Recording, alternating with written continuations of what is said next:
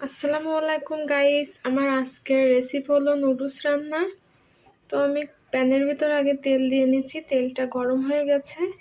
এখন আমি আগে থেকে কেটে রাখা কাঁচা মরিচ, পেঁয়াজ এবং গাজর দিয়ে দিব। এর ভিতর আমি দিয়ে দিব পরিমাণ মতো লবণ।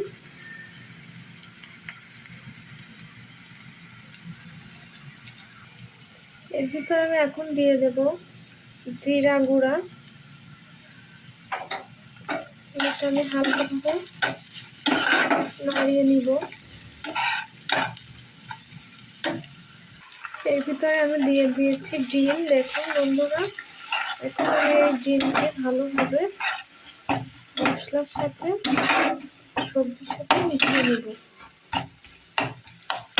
ভালোভাবে ভেজে নেব সাথে, নইলে ডিমের কাঁচা গন্ধ বের হতে পারে।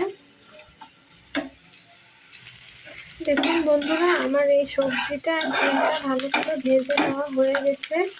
এখন আমি এর ভিতরে দিয়ে দেব নুডলস।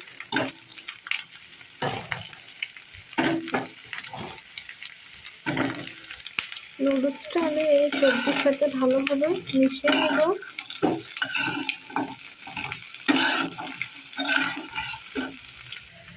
এর ভিতরে আমি এখন দিয়ে দেব পানি পরিমাণ মতো।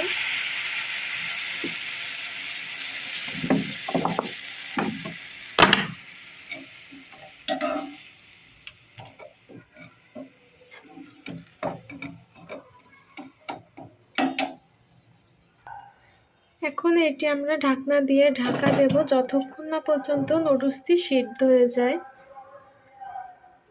আমরা নুডলসটি সিদ্ধ হওয়া পর্যন্ত অপেক্ষায় থাকব। দেখুন বন্ধুরা, আমার নুডলসটি প্রায় সিদ্ধ হয়ে এসেছে। তো আমরা এখন এর সাথে অ্যাড করব নুডলসের ভিতরে যে মশলা থাকে সেই মশলা।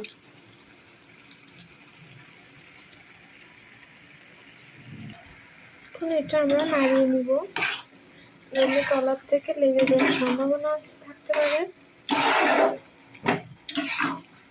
তো বন্ধুরা, আমাদের পানিটা শুকিয়ে আসলে আমাদের রান্নাটাও কমপ্লিট হয়ে যাবে।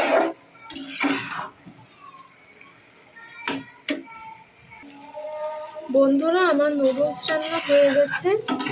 তো পুরো পানিটা শুকিয়ে গেছে, আমার রান্নাটা কমপ্লিট। তো আমার আজকের ভিডিও এখানেই শেষ করছি।